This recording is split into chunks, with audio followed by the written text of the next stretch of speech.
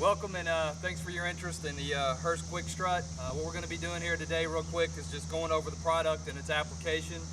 Start off with the product itself.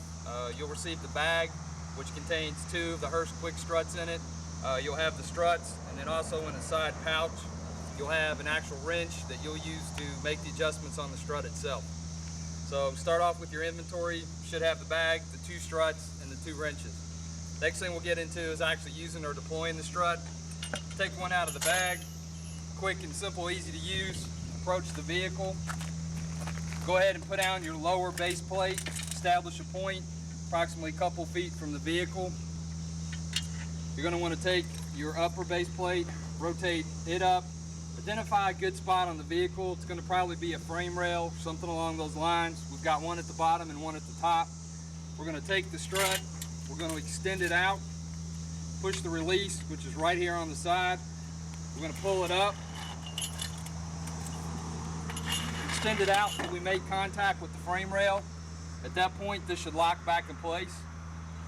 We're then going to reach down, we're going to take our strap, we're going to extend it out, simply pull, slide the strap out. We're going to want to get close to the frame rail where we can make contact. It does have an extra piece of protection on the webbing, so if you happen to have a hot exhaust catalytic converter, it can provide some additional protection or a sharp edge. In this case, we really don't need it, so we're simply going to take one of the clips.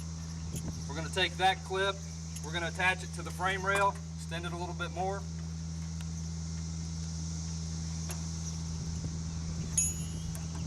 Once that clips into the frame rail, then we're going to take our ratchet strap, we're going to raise up on it, and we're going to use it to take the slack out of the strap.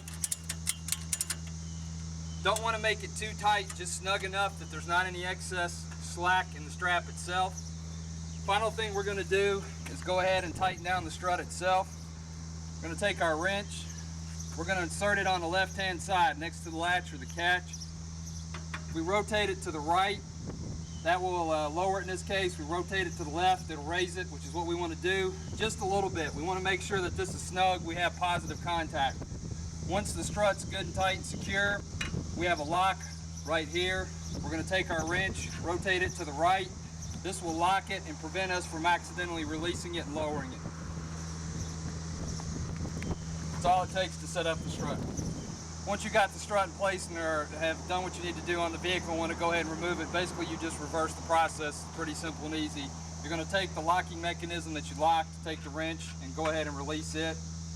You're then going to take your wrench, place it in the adjustment mechanism here next to the latch. Once again, in this case, we're going to go to the right to lower the strut just a little bit to take the tension off of it. Probably shouldn't take more than maybe one turn. We can see the struts drop back down, so we're good. At that point then, we can basically take the strut and activate the releasing mechanism. Go ahead and lower the strut back down. At that point, you can simply pick it up, walk away from the vehicle. Once you get to that, away from the vehicle in a safe area, simply would take your crank here and take the strap and tighten it back up into place. You need to release it, take the latch all the way down, push. This will allow you to free it up, pull the slack on the strap, and then simply take the crank and roll it back up. Strut's ready to go back in the bag. We're done.